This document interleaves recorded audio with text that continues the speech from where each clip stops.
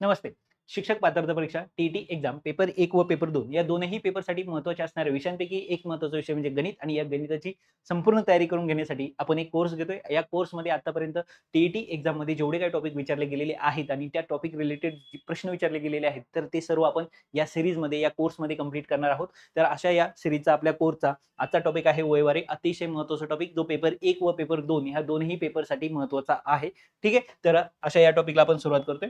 तर हे जे तुमच्या समोर दिसत आहेत हे टॉपिक जे आहेत ते पेपर 1 व पेपर 2 चे दोन्हीचे टॉपिक आहेत. त्यापैकी आजचा आपला टॉपिक आहे वयवारी. ओके, ठीक आहे. त्यानंतर पेपर 1 चे हे टॉपिक आहेत, हे पेपर 2 चे टॉपिक आहेत फक्त. आणि या ठिकाणी आपल्या टॉपिकच्या प्रश्नांना सुरुवात होते. आता जनरली आपण काय करतो, आधी सुरुवातीला प्रश्न पाहतो आणि नंतर आपण कन्सेप्ट पाहतो आणि पुन्हा म्हणजे प्रश्न सोडवायला सुरुवात करतो. पण आता हा जो टॉपिक असा आहे का या टॉपिकमध्ये आपण डायरेक्टच प्रश्न आणि त्याचं उत्तर सायमल्टेनियसली सोबतच पाहणार आहोत. कारण या ठिकाणी अशा वेगळ्या काही कन्सेप्ट तुम्हाला शिकायची गरज नाहीये. पण 10वीचा जो लिनियर इक्वेशन, दोन चलातील रेषीय समीकरणे आणि वर्ग समीकरण हे जे टॉपिक आहेत, तर हे तुम्हाला आले पाहिजेत. त्या रिलेटेड तुम्हाला प्रश्न या ठिकाणी काय करायचे, सोडवायचे.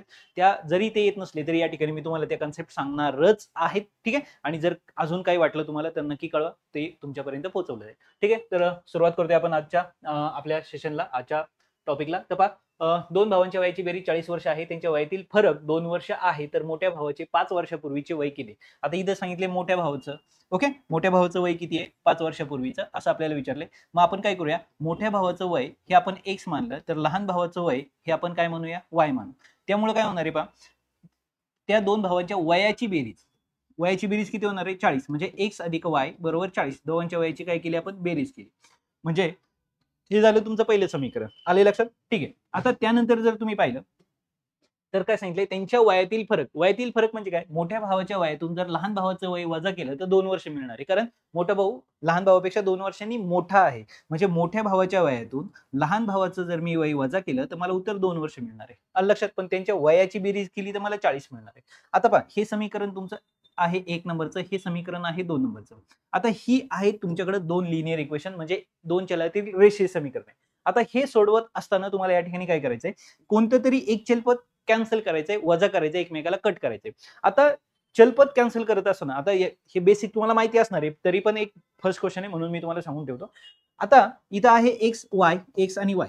तुम्हाला यातलं कोणतं तरी एक चलपद म्हणजे एक्स किंवा वाय एकमेकाला कॅन्सल करायचंय. फक्त कॅन्सल करत असताना 2 कंडिशन तुमच्या लक्षात ठेवायच्या तुम्हाला, का ज्याचं चलपद कॅन्सल करायचंय त्याचा सहगुणक काय सांगतो या ठिकाणी, सहगुणक हा काय पाहिजे, समान पाहिजे आणि त्याची जी चिन्ह आहेत ना ती विरुद्ध पाहिजे. ह्या 2 गोष्टी तुम्हाला अतिशय महत्त्वाच्या आहेत आणि ज्या तुम्हाला लक्षात ठेवायच्या आहेत. काय सांगितलंय तुम्हाला, का त्याचं सहगुणक काय पाहिजे, समान पाहिजे आणि चिन्ह काय पाहिजे, विरुद्ध पाहिजे. आता जर तुम्ही इथं पाहिलं तर समजा आपण ठरवलं एक्स ला एक्स कॅन्सल करायचा, पण एकचा सहगुणक म्हणजे काय, एकच्या समोरची जवळची संख्या. आता एकचा सहगुणक कोण आहे, इथं 1 आणि इथं पण कोण आहे, 1 आहे. म्हणजे सहगुणक समान आहे पण चिन्ह विरुद्ध नाहीये. ओके. आता इथं जर तुम्ही वायचं पाहिलं तर चिन्ह पण विरुद्ध आहेत आणि सहगुणक सुद्धा समान आहेत. जर असं असेल तर ते एकमेकाला काय होतं, डायरेक्ट कॅन्सल होतं. आता ते जर समान नसतील किंवा चिन्ह विरुद्ध नसतील तर अशा वेळेस काय करायचं हे पुढच्या येणाऱ्या प्रश्नांमध्ये आपण पाहणार. फक्त आता एकच लक्षात ठेवा, 2 कंडिशन तुम्हाला लक्षात ठेवायच्यात.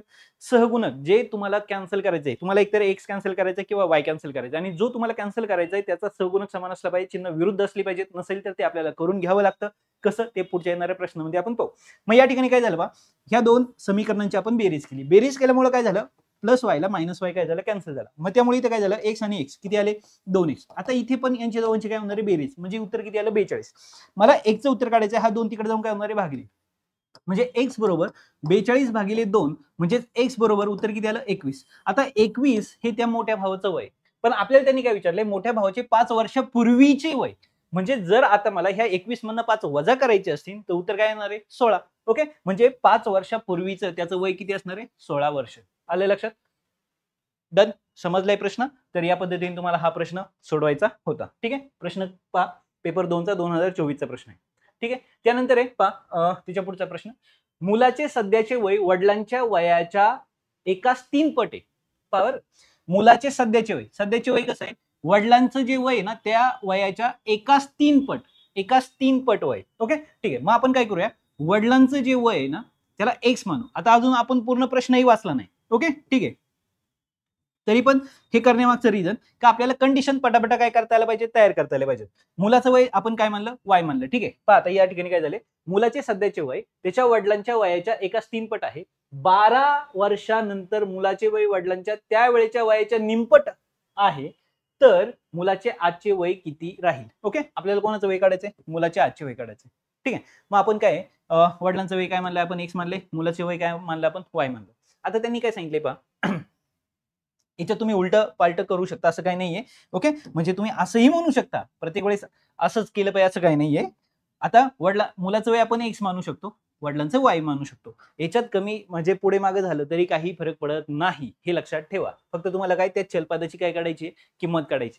ठीक आहे, मग या पद्धतीने आपण फक्त चेंज केला, नाही केला तरी चालतं, केला तरी चालतं. ठीक आहे, आता पहा मुलाचे सध्याचे वय आणि वडिलांचे सध्या आजच्या वयाच्या एकाच 3 पट आहे. म्हणजे पहिली कंडिशन त्यांनी जी दिली त्या कंडिशन नुसार या ठिकाणी काय होणार आहे, मुलाचे सध्याचे वय, मुलाचे वय काय एक्स, हे कसं आहे, वडिलांचं जे वय आहे ना त्याच्या एकाच 3 पट आहे, तेव्हा ते दोघं काय झाले, समान झाले. लक्षात आलं, म्हणजे मुलाचं आजचं वय हे वडिलांच्या आजच्या वयाच्या एकाच 3 पट, म्हणजे त्या वडिलांच्या आजच्या वयाला आपण 3 ने काय कराय, खरं तर या ठिकाणी भागलंय, हे लक्षात ठेवा. म्हणजे या ठिकाणी काय होईल, हा जो 3 भागिले इकडे काय होईल, गुणिले, म्हणजे 3x, या ठिकाणी काय झालं 3x. ओके, आणि तिकडे कोण राहिला वाय. ह्या वायला जर मी इकडे बोलून घेतलं, किंवा वायची किंमत किती आलेली आहे 3x. ठीक आहे, या ठिकाणी आले लक्षात तुमच्या. ठीक आहे, आता पहा 12 वर्षानंतर मुलाचे वय, 12 वर्षानंतर, आता मुलाचं वय x आहे, मग मुलाचं 12 वर्षानंतर काय होणार आहे, x अधिक 12. आता मुलगा 12 वर्षानंतर पुढे जातोय, म्हणजे मुलगा 12 वर्षांनी मोठा होतोय, म्हणजे वडील पण 12 वर्षांनी मोठे होणार आहे. मग वडिलांमध्ये पण आपल्याला काय करावं लागणार आहे, 12 वर्ष वाढवावे लागणार आहे. ठीक आहे, आता पहा 12 वर्षानंतर मुलाचे वय वडिलांच्या त्यावेळेच्या, म्हणजे x अधिक 12, वडील पण 12 वर्षांनी मोठे झाले, त्यावेळेच्या वयाच्या निमपट. निमपट म्हणजे आता पहा हे कोणाचं आहे, मुलाचं वय. हे मुलाचं वय कसं आहे, वडिलांच्या त्यावेळेच्या वयाच्या निम्मे. निम्मे म्हणजे आपण या ठिकाणी काय केलं, 2 ने भागलं, तेव्हा दोन्ही काय झाले, इक्वल झाले. आलं लक्षात. तर आजचे वय आपल्याला काय, मुलाचे आजचे वय काढायचे, म्हणजे आपल्याला x ची किंमत काढायची या पद्धतीने. ठीक आहे, म्हणजे आता या ठिकाणी जर पाहिलं तर हा 2 इकडे काय भागिले, इकडे येऊन काय होईल, तो गुणिले. पण आता तुम्ही जर बारकाईने इथं पाहिलं तर y ची किंमत किती आहे, 3x, हे मला आधी समजलेलं आहे. विदाऊट समीकरण, म्हणजे आपण इथं समीकरण न तयार करता डायरेक्टही सोडवू शकतो. ठीक आहे, मग आता या ठिकाणी हा जो 2 आहे हा इकडे आला, काय झाले 2x अधिक 12 बरोबर, तिकडे काय y अधिक 12. म्हणजे आता जर तुम्ही इथं बारकाईने पाहिलं तर अधिक 12 इकडे किती, सॉरी एक मिस्टेक, या ठिकाणी जेव्हा तुम्ही हा 2 इकडे गुणिले आणला, 2 ने x ला गुणलं 2x, 2 ने 12 ला पण गुणायचंय, म्हणजे इथं किती होणार आहे 24. आले लक्षात. ठीक आहे, इकडे किती आहे, y अधिक 12 राहिले. आता जर तुम्ही इथं बारकाईने पाहिलं तर y ची किंमत किती दिलेली आहे, 3x. म्हणजे मी y च्या जागी काय लिहू शकतो, 3x लिहू शकतो. म्हणजे आता इथं किती आले, 2x अधिक अधिक किती आहे 24 बरोबर, बरोबर y च्या जागी मी काय लिहिलं, 3x अधिक किती आहे 12. हे कुठून आले लक्षात आलं, y ची किंमत 3x आहे. मग आता आपण काय करणार आहे पहा, हे 3x जागेवर ठेवणार, हा 2x तिकडे जाऊन काय होणार आहे वजा, म्हणजे 3x आहे, हा 2 तिकडे जाऊन काय झाला, वजा झाला. इकडे 24 आहेत, हे जे 12 आहेत ते इकडे येऊन काय होणार आहेत वजा, कारण तिकडे ते अधिक आहेत. ओके, म्हणजे आता 24 मधनं 12 गेल्यावर किती राहिले 12, 3x मधनं 2x गेल्यावर किती राहिले x, म्हणजे x ची किंमत किती आलेली आहे 12. x कोण आहे, x आहे मुलाचं वय, आणि मुलाचं वय आता सध्या किती आहे 12 वर्ष. आलं लक्षात.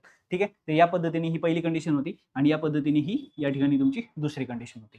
आले लक्षात. तर या पॅटर्ननी तुम्हाला हा प्रश्न सोडवायचा होता. जर तुम्हाला अजून वेगळा पॅटर्न माहिती असेल तर त्या पॅटर्ननी तुम्ही सोडवलं तरी चालेल. आले लक्षात. त्यानंतर त्याच्या पुढचा प्रश्न पहा. प्रश्न क्रमांक 4, टीईटी पेपर 2 2021 चा प्रश्न आहे पहा. 4 वर्षापूर्वी सुमित व राजू यांचे एकूण वय 31 वर्ष होते. 4 वर्षापूर्वी त्यांचे वयांचे एकूण म्हणजे वयाची बेरीज 31 वर्ष होते. जर सुमित राजूपेक्षा 3 वर्षांनी लहान आहे, ओके, सुमित राजूपेक्षा म्हणजे मोठा कोण आहे, राजू मोठा आहे. म्हणजे राजूचं वय जर आपण x मानलं तर सुमितचं वय आपण काय मानू शकतो, y मानू शकतो. आता तुम्ही पहा, मग असं मानण्याचं कारण काय, कारण राजू मोठा आहे, मग मोठ्याचं वय x मानलं तर x वजा y सिंपल जातं, सोपं जातं सोडवायला म्हणून. ठीक आहे, वर्षांनी लहान असेल तर राजूचे 5 वर्षांनंतरचे वय किती वर्ष असेल, म्हणजे राजूचे 5 वर्षांनंतरचं वय तुम्हाला शोधायचं. ठीक आहे, मग आता हे जी वय आहेत ही कधीची वय आहेत, आजची. ही कधी वय, आजची वय, राजू आणि सुमित. आता त्यांनी सांगितले का 4 वर्षापूर्वी त्यांची बेरीज 31 वर्ष होती. मग त्यांची आजची बेरीज किती आहे? 4 वर्षापूर्वीची बेरीज 31 आहे.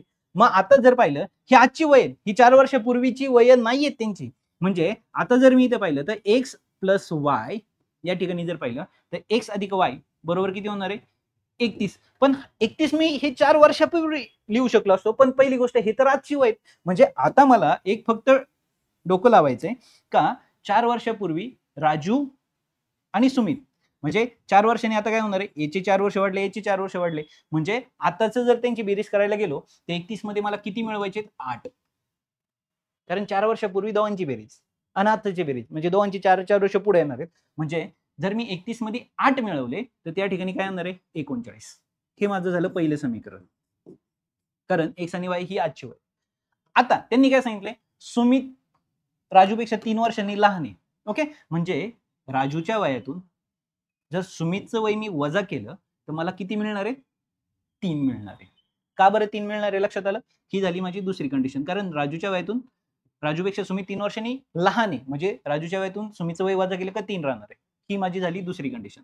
आता पहा y ला y कॅन्सल करायचंय. पहिले इक्वेशन सेम त्या पद्धतीने आणि म्हणजे पहिल्या गणितासारखं किंवा दुसऱ्या गणितासारखं ही तुम्ही सोडवू शकता तुमच्या मनावर. ठीक आहे. आपल्याला वय कोणाचं काढायचंय? राजूचे. म्हणजे आपल्याला किंमत कोणाची काढायची? x ची. जर आपल्याला x ची किंमत काढायची तर आपल्याला सिंपल काय करायचंय?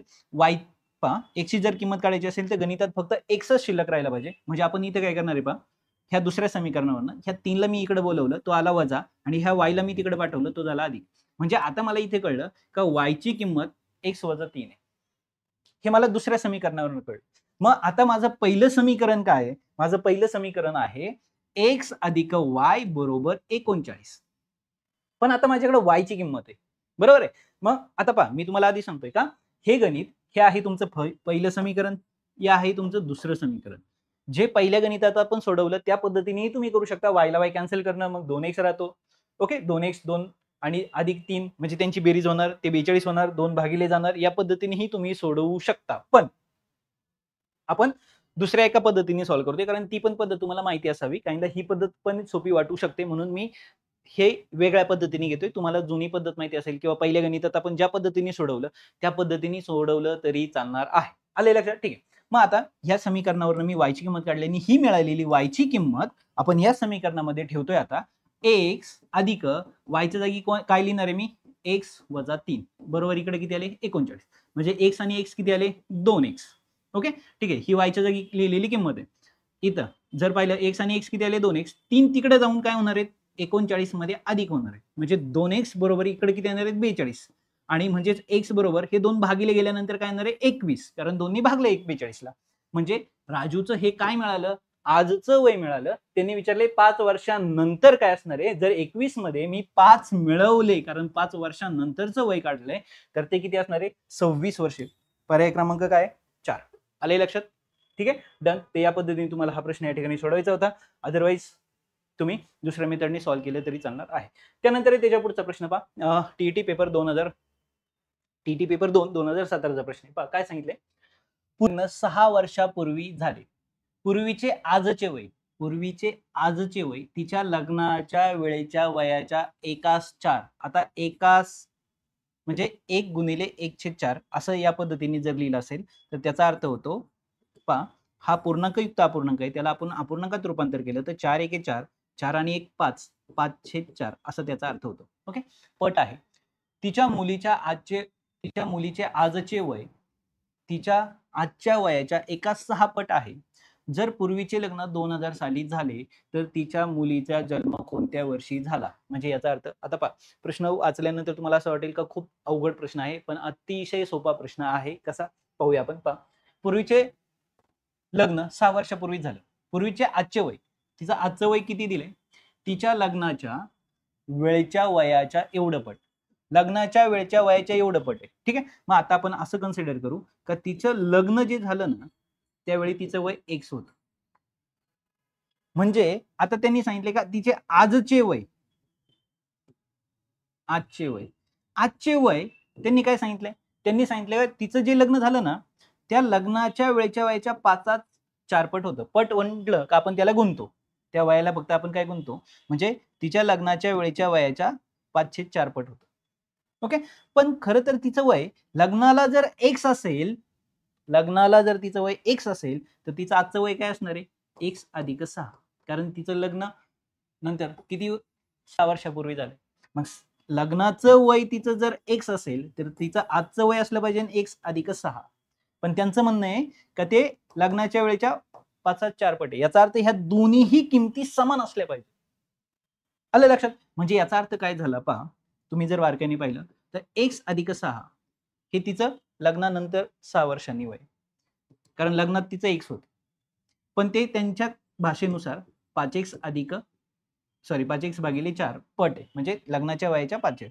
आता हा जो 4 आहे हा भागिले इकडे गुणिले झाला म्हणजे किती आले 4x अधिक 6 24. हा 4 दोघांनाही गुणिले होतो. तिकडे कोण राहिला 5x. जर मी ह्या 4x ला तिकडे पाठवलं तर इकडे कोण राहिला 24 बरोबर 5x वजा 4x. म्हणजे 24 बरोबर 5x 4x गेले तर काय राहिला x. म्हणजे x बरोबर किती आलं 24. म्हणजे x हे काय तिचं लग्नाचं वय. म्हणजे तिचं जे लग्न झालं ते 24व्या वर्षी झालं. तिचं वय जेव्हा होतं 24. 6 वर्षानंतर तिचं वय किती असणार आहे x अधिक 6 म्हणजेच किती असणार आहे 24. म्हणजे 6 वर्षानंतर तिचं वय किती असणार आहे 30 वर्ष. काय केलं आपण x अधिक 6 म्हणजे 24 अधिक 6 आपण केलं आणि त्यानुसार आपल्याला काय मिळालं 30 वय. ओके ठीक आहे. आता पहा तिच्या मुलीचे आजचे वय तिच्या आजच्या वयाच्या आजचे वय तिचं किती आहे 30. तिचं आजचं वय किती आता 30. आजच्या वयाच्या एका 6 म्हणजे तिचं जे आजचं वय आहे त्याला गुणायचंय एका 6 ने. एका 6 पट म्हटलं का आपण त्यांना गुणतो. ओके 1/6. 6 ने जर इथं 6 पंचे 30 म्हणजे मुलीचं जे आजचं वय मी एवढं सिस्टमॅटिक लिहिलं नाही पण तुमच्या लक्षात येईल सहज का हे तिचं आजचं वय आणि मुलीचं आजचं वय काय तिच्या आजच्या वयाच्या एका 6 पट आहे. म्हणजे 1/6 पट. म्हणजे थोडक्यात 1/6 ने त्याला गुणलं तर 5. म्हणजे मुलीचं आजचं जे वय आहे ना ते 5 वर्ष आहे. लक्षात आलं? पट आहे. आता मुलीचं 5 वर्ष आहे 6 वर्षापूर्वी तिचं लग्न झालं. बरोबर आहे. आणि त्यांनी सांगितलं का पूर्वीची लग्न 2000 साली झाली. बरोबर आहे. आज 6 वर्षापूर्वी लग्न झालं. आज मुलीचं वय 5 वर्ष आहे. म्हणजे जर तर मुलगी लग्नानंतर किती वर्षांनी मुलगी झालेली 1 वर्ष. आलं लक्षात? म्हणजे जर आपल्याला विचारले का मुलीचा जन्म कोणत्या वर्षी झाला तर 2001 साली झाला. आलं लक्षात? कारण मुलीचं वय किती आहे 5 वर्ष आहे.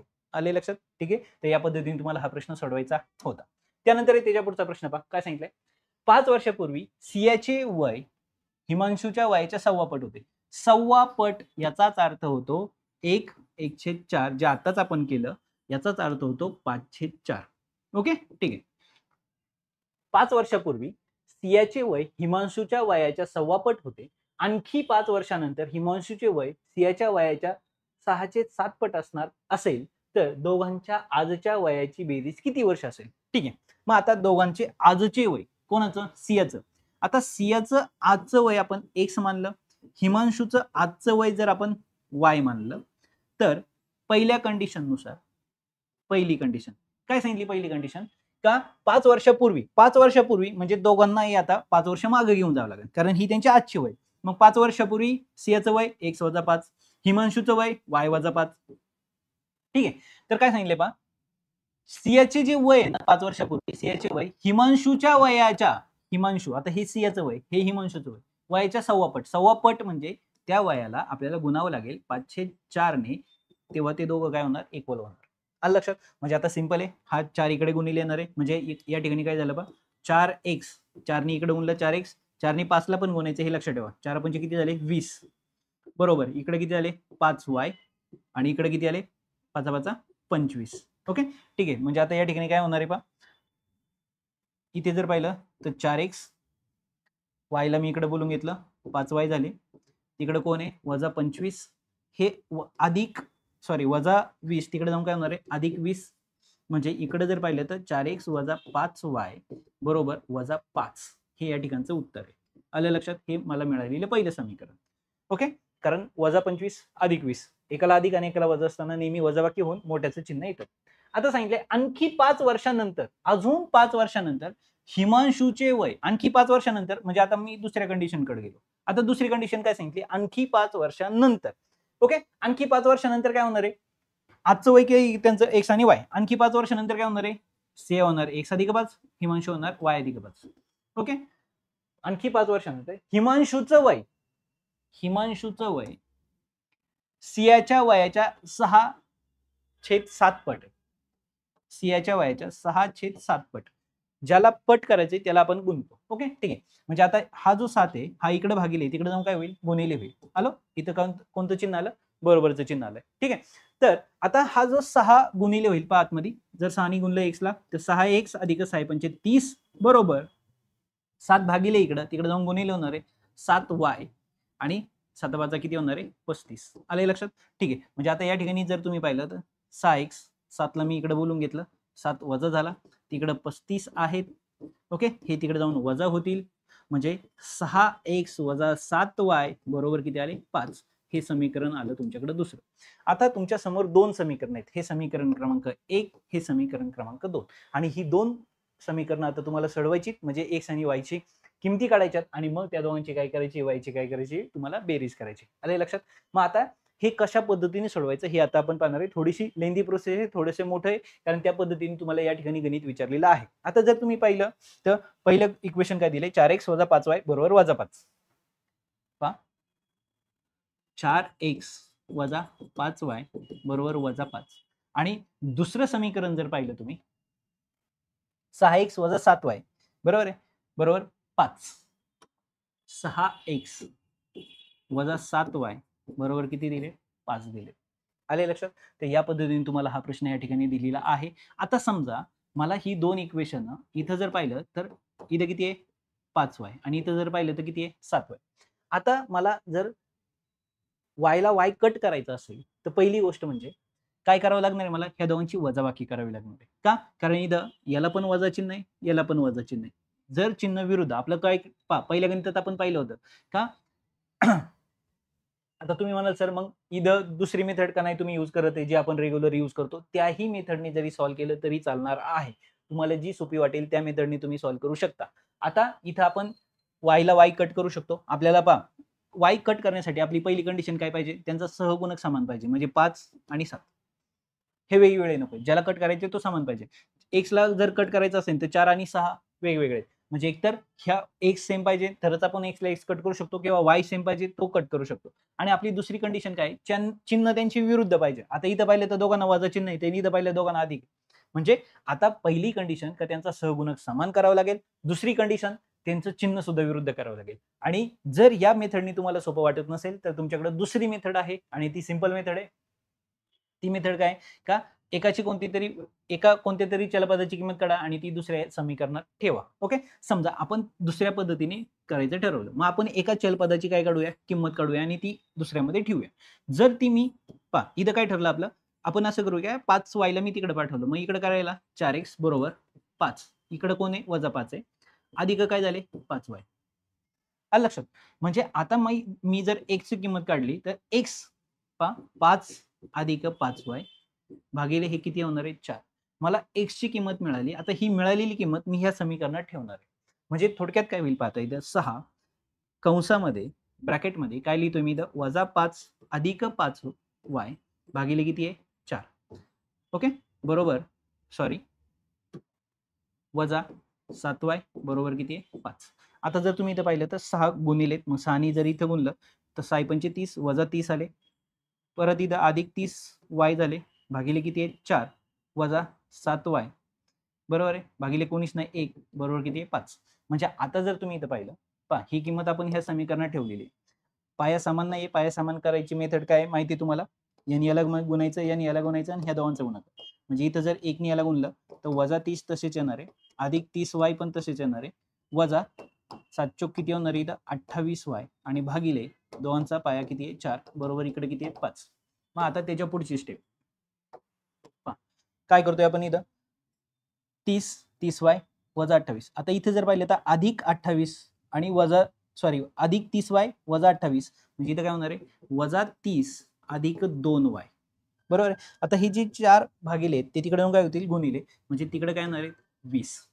आता जर तुम्ही इथं पाहिलं तर हा जो 30 आहे तिकडे जाऊन काय होईल अधिक, म्हणजे 2y बरोबर 20 अधिक 30 म्हणजे 2y बरोबर 50. हा 2 भागिले गेला म्हणजे y ची किंमत किती आली 25. म्हणजे मला y मिळाला 25. आता तो जो y मिळाला ना मला, हा y मला ठेवायचा ह्या किमतीत, कारण मला x किंमत मिळेल. मला x मिळवण्यासाठी आता मी इकडे काय केलं पहा, x बरोबर -5 अधिक 5y भागिले किती आहे 4. म्हणजे इथे काय होणार आहे पहा, -5 अधिक 5 आणि y च्या जागी इथे काय लिहिणार आहे मी 25, कारण y मला आता या ठिकाणी किती मिळाला 25 भागिले किती येणार आहे 4. म्हणजे इथे किती येणार आहेत -5, 25 5 125 बरोबर आहे, भागिले किती 4.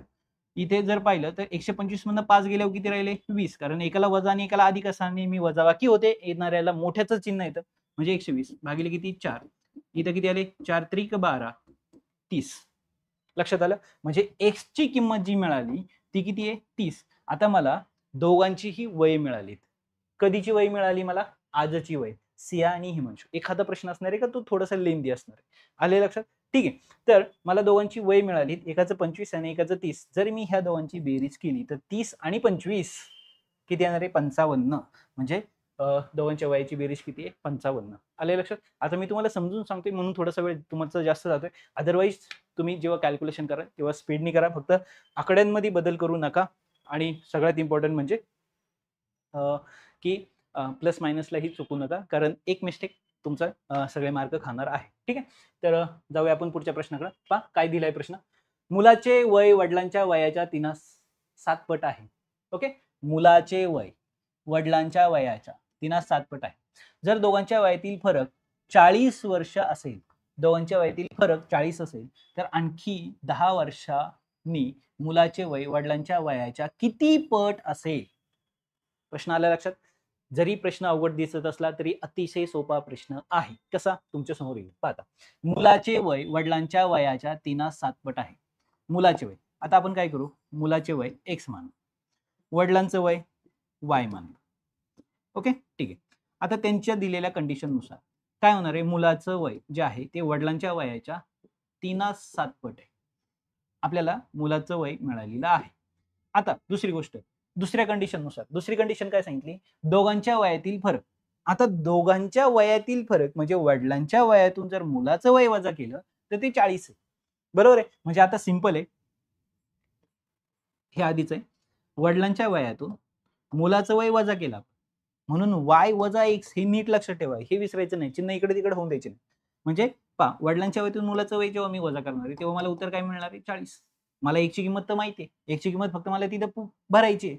म्हणजे y, जर तुम्ही असं केलं y इथे वजा, इथे किती लिहिले आपण 3x, सॉरी 3y भागिले किती, या ठिकाणी जर तुम्ही पाहिलं तर 7, 3y बरोबर किती येणार आहे 40. म्हणजे आता सगळ्यात इम्पॉर्टंट, पाया समान आहे का, नाही, इथं पाया किती आहे 1. मग पाया समान कसा करतो आपण, आता माहिती आहे तुम्हाला, 7 1 7y वजा 3y भागिले 7 1 7 बरोबर किती आली 40 आहे. ओके, ठीक आहे. म्हणजे आता इथं जर पाहिलं तर ह्या दोनची वजाबाकी किती होणार आहे 4y, हे 7 भागिले तिकडे जाऊन गुणिले होतील, 7 चोक 28 280. म्हणजे जर तुम्ही इथं पाहिलं तर y ची किंमत काढण्यासाठी मला काय करावं लागणार आहे, 228 ला 4 ने भागावं लागणार आहे, कारण हे 4 तिकडे जाऊन काय होणार भागिले, म्हणजे 4 ने जर भागलं तर y बरोबर 4 7 म्हणजे y ची किंमत किती आली 70. जर y ची किंमत 70 आहे तर वडिलांचं वय कळलंय तुम्हाला, वडील किती वर्षाचे आहेत 70 वर्षाचे. मग आता आपल्याला मुलाचं वय काढायचं, मग मुलाचं वय काढायचंय याचा अर्थ काय होणार आहे, आपण पहा इथून सॉल्व्ह करू. मुलाचं वय x बरोबर 3 गुणिले 7 भागिले गुणिले इथं किती आहेत 70, y ची किंमत मी इथे लिहिली, 7 1 7 7 10 70. ओके, आणि 10 किती आलं 30. म्हणजे आता जर तुम्ही पाहिलं तर 10 30, मुलाचं वय हे आहे 30 वर्ष, म्हणजे मुलाचं वय आहे 30, मुलगा किती वर्षाचा आहे 30, वडील किती वर्षाचे आहे 70. कधी, आज. ठीक आहे, त्यांनी विचारले आणखी 10 वर्षांनी मुलाचे व वडिलांच्या वयाच्या किती पट असेल. आणखी 10 वर्षांनी हा जो 30चा आहे हा कितीचा होईल 40, आणि हा वडील जे 70 वर्षाचे ती किती होणार आहेत 80. बरोबर आहे. आणि आपल्याला त्यांनी विचारलंय पहा काय, मुलाचे वय काय विचारलं या ठिकाणी, मुलाचे वय वडिलांच्या वयाच्या, मुलाचे वय वडिलांच्या वयाच्या किती पट असेल. तर मुलाचे वय वडिलांच्या किती पट आहे? अर्ध. लक्षात आलंय? म्हणजे किती आहे? 1/2. मुलाचे वय किती आहे? वडिलांच्या वयाच्या किती पट आहे असं विचारलंय. तर मुलाचे जेव्हा वडिलांच्या वयाला आपण अर्ध करू तेव्हा मला मुलाचं वय मिळणार आहे. म्हणजे ते किती असणार आहे? अर्ध म्हणजे 1/2. लक्षात आलंय? तर या पद्धतीने तुम्हाला हा प्रश्न विचारला होता. अतिशय सोपा होता. मुलाचं वय, वडिलांचं वय, त्यानंतर आपल्याला दिलेल्या कंडिशननुसार पहिली कंडिशन, दिलेल्या कंडिशननुसार दुसरी, ही मिळालेली किंमत आपण दुसऱ्यामध्ये पुट केली, आपल्याला y मिळाला, पुन्हा आपण x काढला आणि त्याच्यानुसार 10 वर्ष पुढे आलो आणि 10 वर्षांनी आपण ठरवलं कोण कोणाच्या किती पट आहे. आपल्याला जर विचारलं असतं का वडिलांचं वय मुलाच्या किती पट आहे, तर ते दुप्पट आहे. पण मुलाचं वय किती पट आहे, तर ते अर्धपट आहे. आले लक्षात? तर या पद्धतीने तुम्हाला हा प्रश्न या ठिकाणी सोडवायचा होता. आता त्याच्यानंतर काही प्रश्न मी तुम्हाला प्रॅक्टिससाठी दिलेले आहेत. म्हणजे आता हे जे प्रश्न आहेत, प्रश्न 7 पर्यंत, तर हे सर्व प्रश्न PYQ आहेत. आतापर्यंत बोर्डाला विचारले गेलेले प्रश्न आहेत, टीईटीच्या एक्झाममध्ये आलेले. तर हे 7 प्रश्न आपण या ठिकाणी घेतलेले आहेत. बाकीचे जे प्रश्न आहेत, तर हे प्रश्न तुम्हाला प्रॅक्टिससाठी या ठिकाणी दिलेले आहेत. प्रश्न वाचायचा आहे, समजून घ्यायचा आहे आणि त्याचं उत्तर तुम्ही मला पाठवणार आहात. हा त्यानंतरचा दुसरा प्रश्न आहे, जो तुम्हाला सोडवायचा आहे. अतिशय सोपा प्रश्न आहे. ठीक आहे? तुम्ही मला उत्तर पाठवणार आहात. त्यानंतर आहे त्याच्या पुढचा प्रश्न. असे 3 प्रश्न म्हणजे 7 प्रश्न मी तुम्हाला या ठिकाणी सॉल्व्ह करून दिलेले आहेत. उरलेले 3 प्रश्न तुम्हाला सोडवायचे आहेत. तर या ठिकाणी आपला वैवारी हा टॉपिक संपलेला आहे. जर तुम्हाला काही अजून हवं असेल या टॉपिकबद्दल अजून माहिती एक्स्ट्रा तर नक्की कळवा. ती तुमच्यापर्यंत पोहोचवली जाईल. आणि 10वीचा जो पहिला धडा आहे 2 चलातील रेषीय समीकरणे, तर तो फक्त एकदा पाहून घ्या. नसेल तर 9वीचा तरी पहा 2 चलातील रेषीय समीकरणे. 2 पैकी कोणत्याही एका वर्गाचा तो टॉपिक पाहून घ्या. म्हणजे या टाईपची गणितं तुम्हाला कशा पद्धतीने सोडवायची हे तुम्हाला त्या ठिकाणी काही लक्षात येईल. आले लक्षात? ठीक आहे. तर या ठिकाणी आपला टॉपिक संपलाय. काही टॉपिक झालेत, काही येणार आहेत. तर झालेले टॉपिक पाहून घ्या. हा पण टॉपिक व्यवस्थित पहा. जी गणित आपण सोडवली ती न पाहता सोडवायचा प्रयत्न करा आणि यासोबत बाकीच्याही विषयांचा चांगल्या पद्धतीने अभ्यास करा. All the best. चांगले मार्क पाडा.